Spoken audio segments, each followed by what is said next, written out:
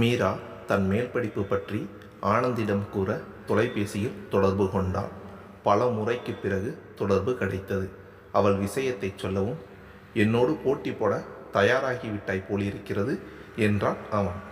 மீராவுக்கு புரிய சில கணங்கள் எடுத்தது. சரியாக கண்டுபிடித்து விட்டீர்கள். போட்டிக்கு தயாராக இருங்கள்.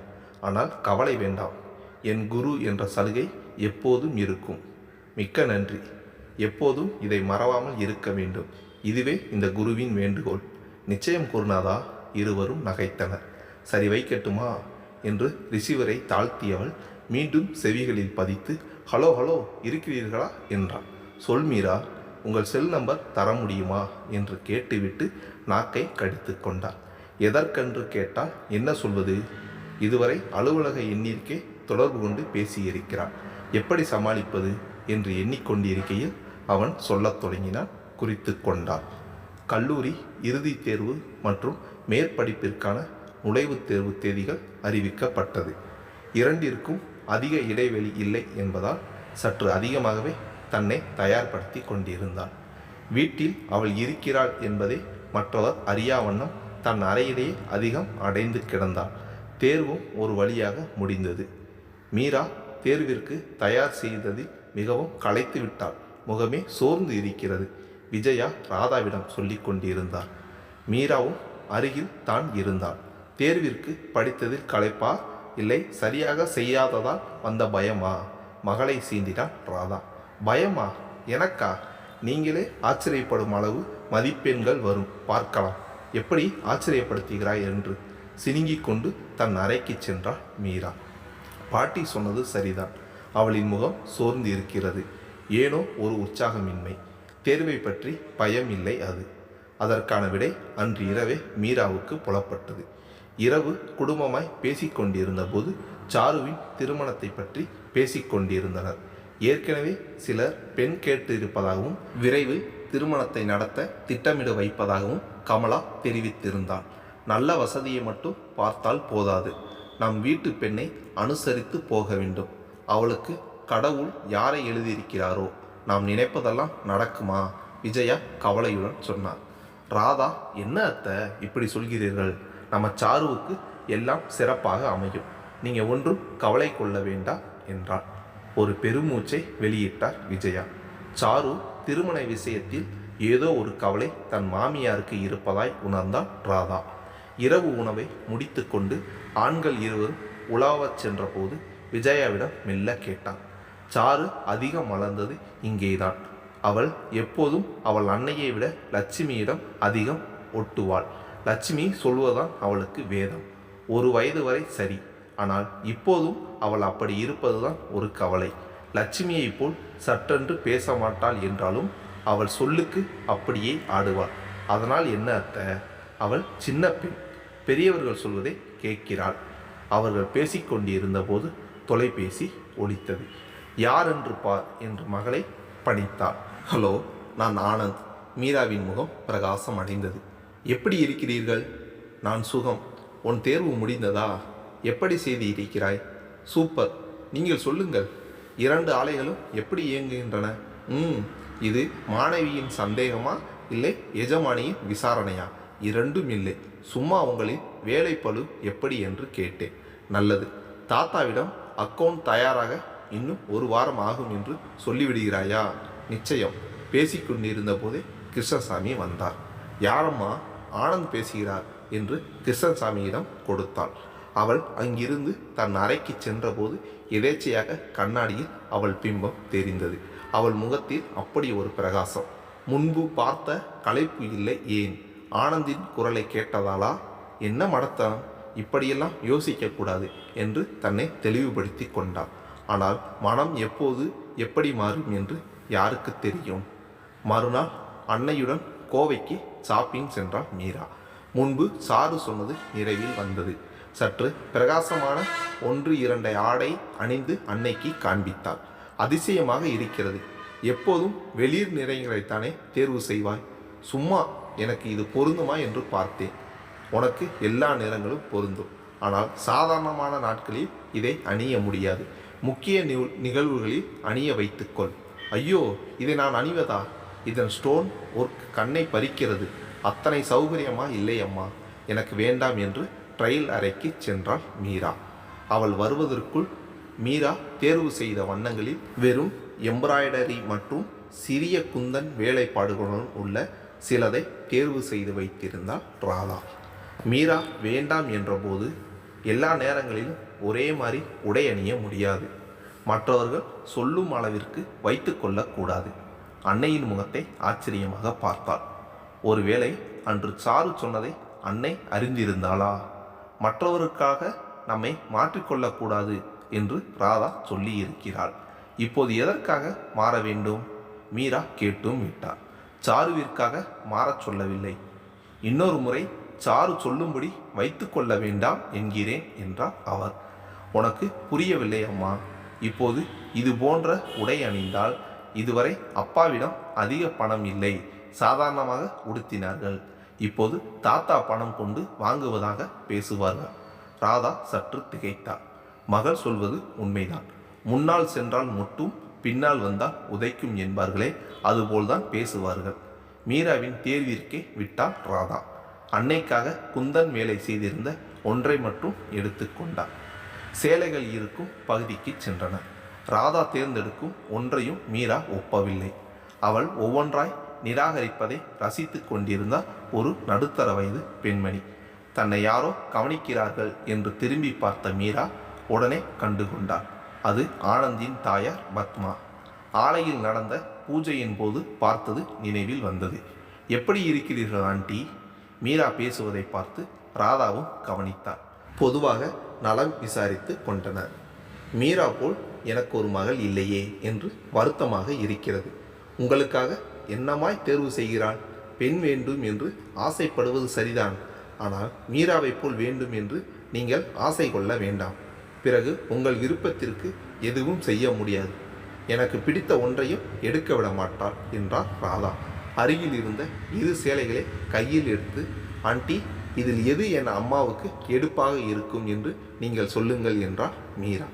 மீரா தேர்வு செய்ததையே பத்மாவும் சொல்ல, பாருங்கள், என் தேர்வுதான் சரி என்று ஆண்டி சொல்லிவிட்டார்கள். நான் எனக்கு பிடித்ததை எடுக்கவில்லை.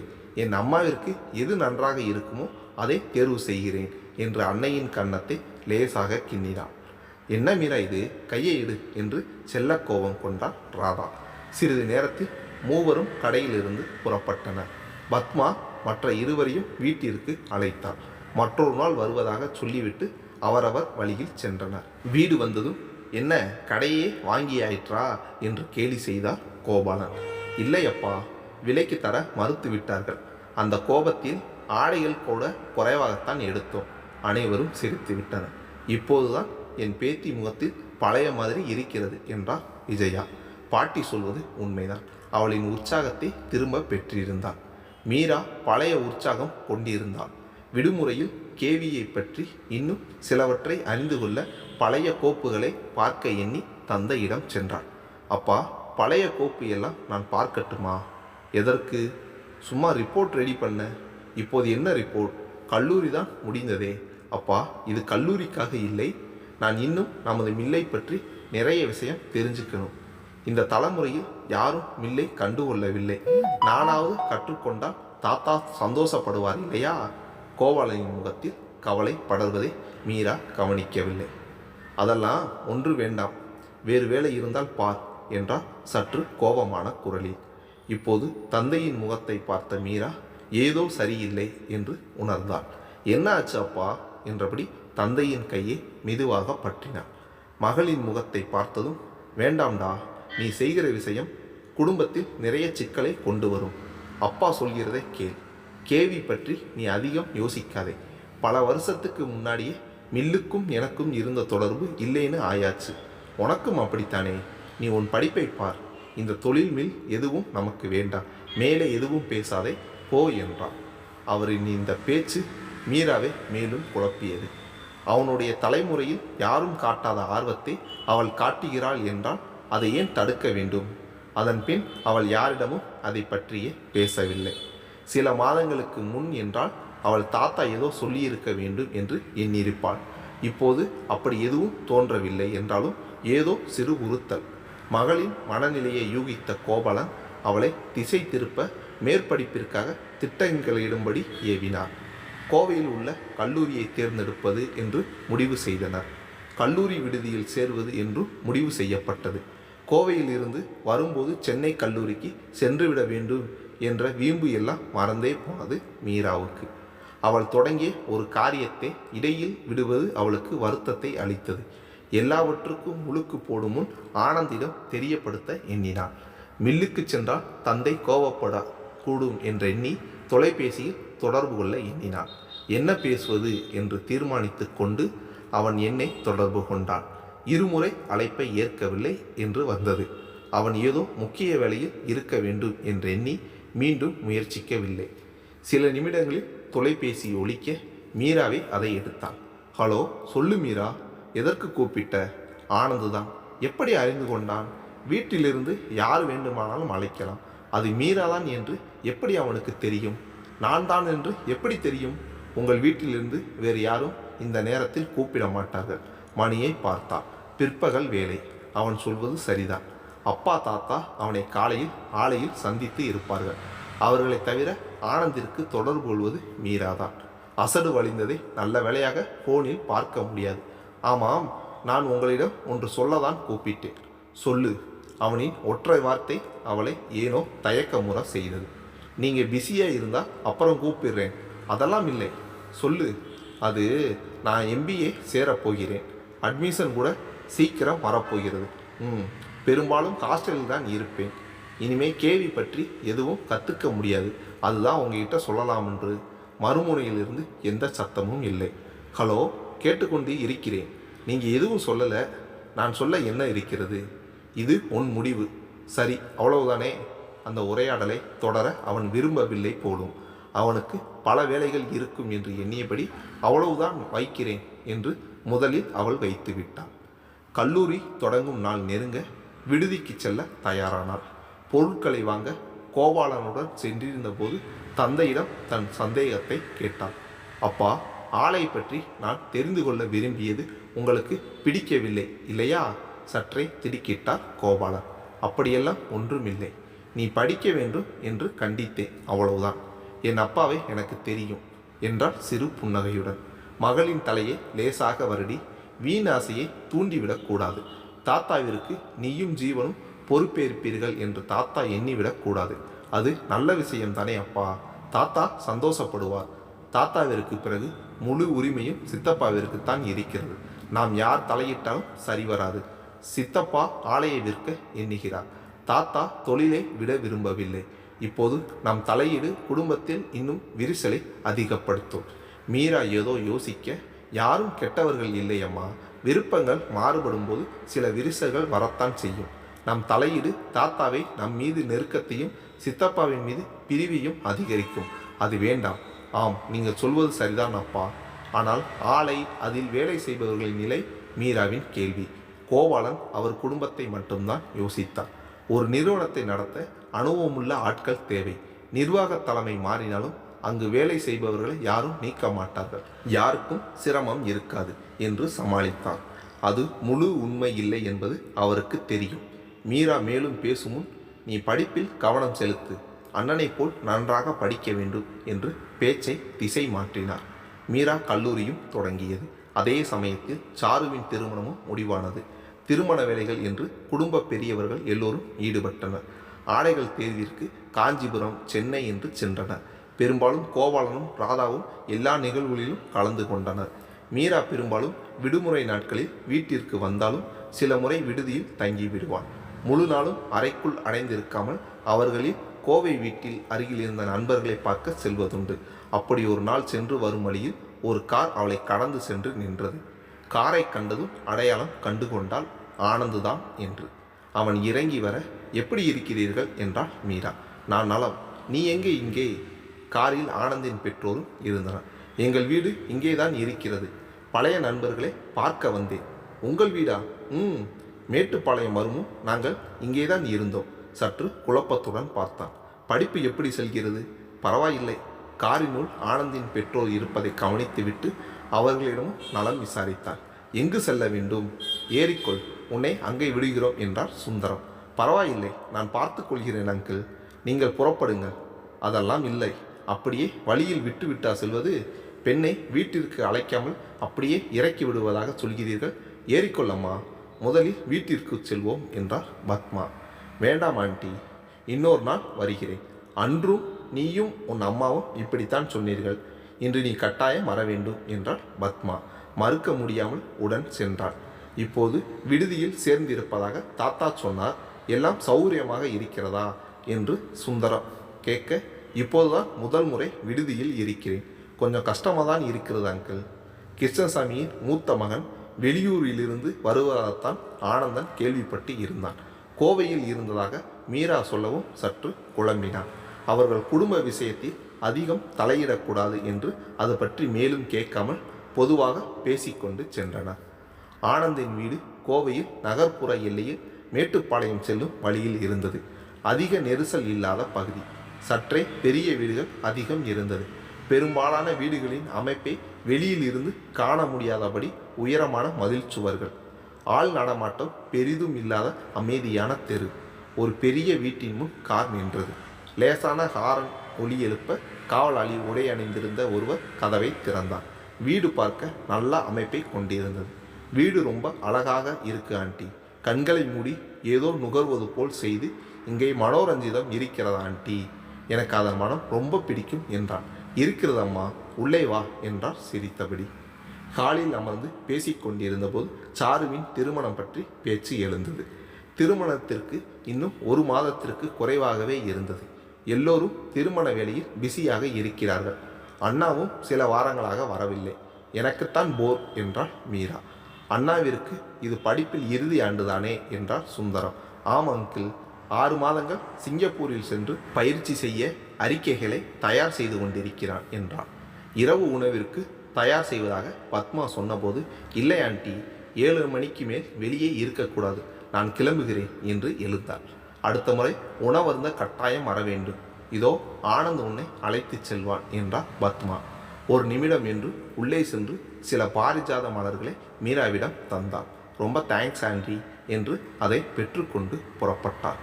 இப்போது வாகன நெரிசல் சற்று அதிகமாக இருந்ததால் கார் மெதுவாக சென்றது. நான் உங்களிடம் சாரி கேட்க வேண்டும் என்றார் மீரா. எதற்கு?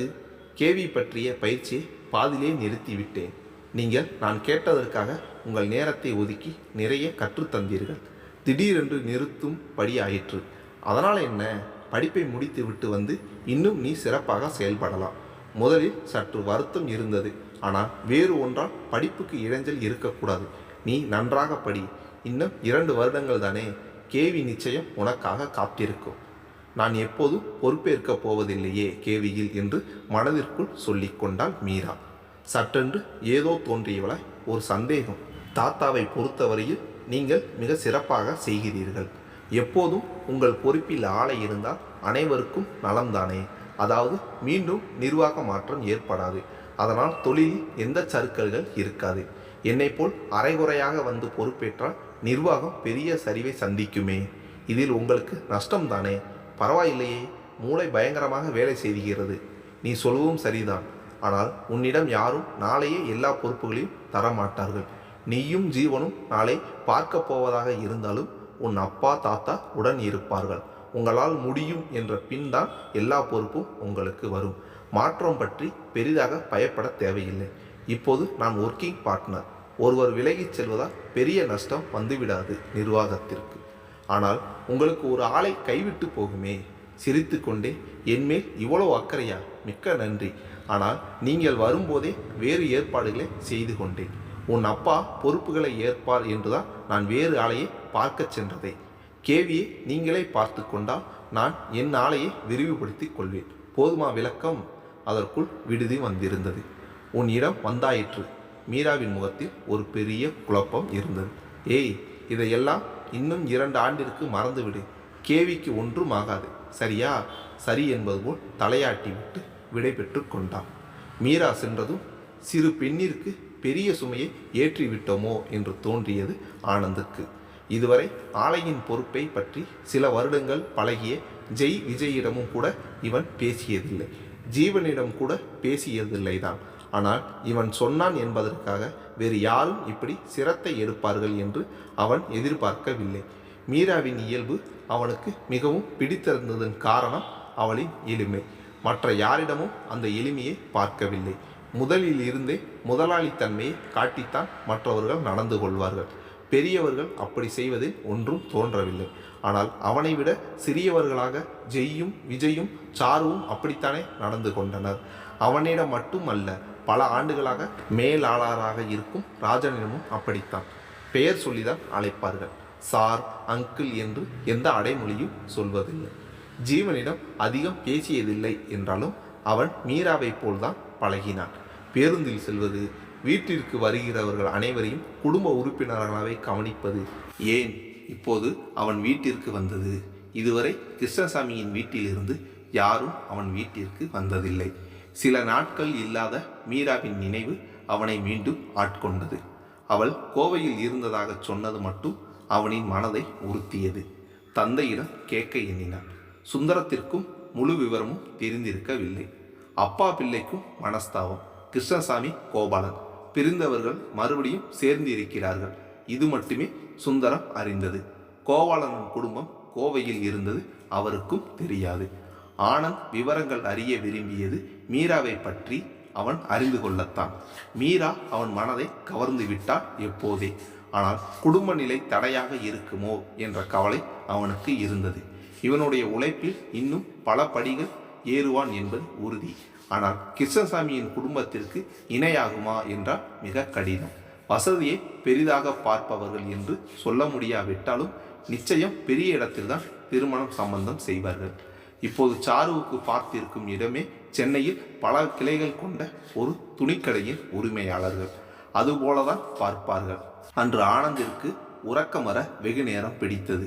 கிடைக்காத ஒன்றிற்கு ஆசைப்படுகிறோமோ என்ற எண்ணம், பிடித்ததை இழக்க நேரிடுமோ என்ற கவலை. மீராவை பற்றி நினைக்கக்கூடாது என்று எண்ணிக்கொண்டான். அவன் நினைத்த மாத்திரத்தில் செய்யக்கூடிய காரியமா அது? ஆனால் சாருவின் திருமண வரவேற்பில் மீராவை பார்த்தபோது ஆனந்திற்கு புரிந்தது. மீரா அவனுக்கு எட்டாத உயரத்தில் இருக்கிறாள் என்று. அதுவரை யாரும் மீராவை அப்படி பார்த்திருக்க வாய்ப்பில்லை. மணப்பெண்ணுக்கு இணையாக ஜொலித்தாள். இதுவரை பேத்திக்கு எதுவும் செய்ததில்லை என்று ஒரு வைரச்சட்டை மீராவிற்கு வாங்கியிருந்தார் விஜயா. யாரும் குறை சொல்லிவிடக்கூடாது என்று மீராவும் சிறிய ஒப்பனைகளை செய்து கொண்டாள். அம்மாவின் பின் சுற்றி கொண்டிருந்தவள் பத்மாவை பார்த்ததும் அவள் அருகில் வந்து சிறிது நேரம் பேசிக்கொண்டிருந்தாள். ஆனந்தின் மனம் அவளை மறக்க முயற்சி செய்து கொண்டிருந்தது. இன்னும் இங்கே இருக்க முடியாது என்று அம்மா கிளம்புவோம் என்றாள். அதற்குள்ளாகவா? இன்னும் மணமக்களை நீங்கள் சந்திக்கவே இல்லை என்றாள் மீரா. மணமேடையில் கூட்டம் அதிகமாக இருக்கிறது என்றான் வேறெங்கோ பார்த்தபடி.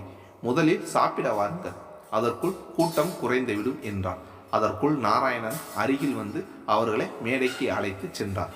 ஆனந்தின் பெற்றோர் மணமக்களை வாழ்த்திவிட்டு சென்றனர். ஆனந்தின் இறுக்கத்தை மீனா கவனித்திருந்தார். வீடு சென்று சிறிது நேரம் அறையில் அடைந்து கிடந்தான் ஆனந்தன். இருப்பு கொள்ளாமல் வெளியில் சென்றான். அவன் மனம் சமநிலைக்கு வர வெகு சிரமப்பட்டான். மறுநாள் இயல்பாக தொடங்க திட்டமிட்டான். திருப்பூர் ஆலைக்கு சென்று வேலைகளை தொடங்கியதும் எல்லாம் சரியானது போல் உணர்ந்தான். மறுநாள் அதிகாலை முகூர்த்தம் என்பதால் முக்கிய சடங்குகள் எல்லாம் முடிந்ததும் பாட்டியை வீட்டிற்கு அழைத்து செல்ல மீராவுடன் சென்றான். வீட்டிற்கு சென்று சிறிது நேரத்தில் பாட்டி உறங்கிவிட்டான். ஆனந்தின் நினைவு வர அவன் செல்லுக்கு தொடர்பு கொண்டான். திரையில் என்னை பார்த்ததும் மீரா என்று அறிந்து கொண்டான். எடுக்கக்கூடாது என்று எண்ணியவனால் முடியவில்லை. ஹலோ என்றான் கோபமாக. அவனின் குரல் மாற்றத்தை உணர்ந்தவள், ஆர் யூ ஆல்ரைட்? நேற்றே ஒரு மாதிரி இருந்தீர்கள், இப்போதும் வாய்ஸ் சரியில்லையே, உடம்புக்கு ஏதும் சரியில்லையா? ஒரு நொடி கண்களை மூடி திறந்தான். என்ன விஷயம்? ஒன்றுமில்லை, நீங்கள் டல்லாக இருந்தீர்கள், அதனால்தான். அவள் முடிக்கும் முன், தேங்க்ஸ் ஃபார் யுவர் கன்சர்ன், நிறைய வேலை இருக்கிறது, தேவையில்லாமல் ஃபோன் பண்ணி டிஸ்டர்ப் செய்யாதே. அழைப்பை துண்டித்தான். மீராவுக்கு ஒன்றும் புரியவில்லை. வேலை நேரத்தில் இதுபோல் பல முறை அழைத்திருக்கிறாள், ஆனால் இன்று போல் பேசியதில்லை. அவன் செய்ததில் தவறொன்றும் இல்லை. ஆனால் ஏனோ மீராவின் மனம் வெகுவாக சோர்ந்தது. திருமண வேலைகளை முடித்து கொண்டு எல்லோரும் வீட்டை அடைய இரவு ஆகிவிட்டது. மறுநாள் அனைவரும் அவரவர் வேலைகளில் ஈடுபட வேண்டும். ஜீவனிற்கு விடுமுறை என்பதால் அவன் இன்னும் சில நாட்கள் இங்கே தங்குவான். அதனால் மீராவும் அதுவரை விடுதிக்கு செல்ல வேண்டாம் என்று முடிவெடுத்தார். முன்போல் விளையாட்டு வேடிக்கை என்று எதுவுமின்றி படிப்பு பற்றியே இருவரும் அதிகம் பேசினார்கள். ஒருமுறை இவர்கள் பேச்சை கேட்டுக்கொண்டிருந்த கிருஷ்ணசாமி ஜீவனின் அடுத்த திட்டத்தை பற்றி கேட்டார். ஜீவன் குடியியல் பணிகள் தேர்வு எழுத திட்டமிடுவதாக சொன்னான். அவன் அதற்காக பள்ளியில் இருந்தே தன்னை தயார்படுத்தி கொண்டிருந்தான். படிப்பு முடிந்த பின் தேர்வு எழுத நினைத்திருந்தான். இதற்கிடையே அவனின் சில மாதங்கள் சிங்கப்பூர் சென்று படிக்க வாய்ப்பும் கிடைத்திருந்தது. அதற்காக தன்னை தயார்படுத்தி கொண்டிருந்தான். கிருஷ்ணசாமி முகத்தில் ஒரு சிறு ஏமாற்றம். இருப்பினும் நன்றாக செய் என்றார். மீரா, உன் திட்டம் என்ன என்றார். தாத்தா, ஜீவனைப் போல் என்னையும் நினைத்து விடாதீர்கள். எனக்கு எப்போதும் பெரிய திட்டம் எல்லாம் ஒன்றும் இல்லை என்றார். ஆமாம் தாத்தா, படிப்பு முடிந்தவுடன் ஒரு மாப்பிள்ளையை பார்த்து திருமணம் செய்து வைத்து விட வேண்டும். திட்டம் ஒன்றும் இல்லையா? ஹேய், உன் போல கலெக்டராக எண்ணம் இல்லை என்றால் நான் மட்டமா? எனக்கும் வேறு பல எண்ணங்கள் இருக்கின்றன. என்ன பெரிய எண்ணம்? வீடு சுவரில் சொட்டை இல்லாமல் படம் வரைந்து மாட்டுவதை தவிர மீராவின் ஒரே ஈடுபாடு அதுவாகத்தான் இருந்திருக்கிறது. இருவரும் வம்பு வளர்த்து கொண்டிருக்க கிருஷ்ணசாமி எண்ண ஓட்டம் வேறாக இருந்தது. தன்னிடம் ஏதேனும் ஆலோசனை கேட்பார்கள் என்று எதிர்பார்த்தார் அவர். ஆனால் பேரப்பிள்ளைகள் யாரும் அவரிடம் எதிலும் கலந்து ஆலோசனை கேட்கவில்லை. இப்போது வந்த ஜீவன், மீரா உட்பட. கிருஷ்ணசாமி தன் பிள்ளைகளைப் போல் அவர் உருவாக்கிய நிறுவனத்தை பேரப்பிள்ளைகள் தான் பார்க்க வேண்டும் என்று நினைத்தார். நாராயணனின் பிள்ளைகள் மீது அவர் நம்பிக்கை வைத்திருந்தார். ஆனால் அவர்களின் அன்னையின் திட்டம் வேறாக இருந்தது. தன் பிள்ளைகள் செய்யும் வேலை சிரமமில்லதாக இருக்க வேண்டும் என்று எண்ணினாள். தன் பிறந்த வீட்டில் அவள் தந்தையும் அண்ணனும் செய்த தொழில் இன்னும் சிறந்ததாக தோன்றியது. பிள்ளைகளை அதற்கு தயார்படுத்த எண்ணினாள். இதனை ஓரளவு யூகித்த கிருஷ்ணசாமி நாராயணனை தன் பிடியில் வைத்து கொண்டு பேரப்பிள்ளைகளை தன் வழிக்கு கொண்டு வர எண்ணினார். இதனால் குடும்பத்தில் பல சச்சரவுகள். இறுதியில் மகனின் பிடியையும் இழக்கத் தொடங்கினார் கிருஷ்ணசாமி. நாராயணனுக்கு ஆலையில் ஆர்வம் குறைந்தது. மைத்தனூரின் தொழிலில் ஆர்வம் காட்டினார்.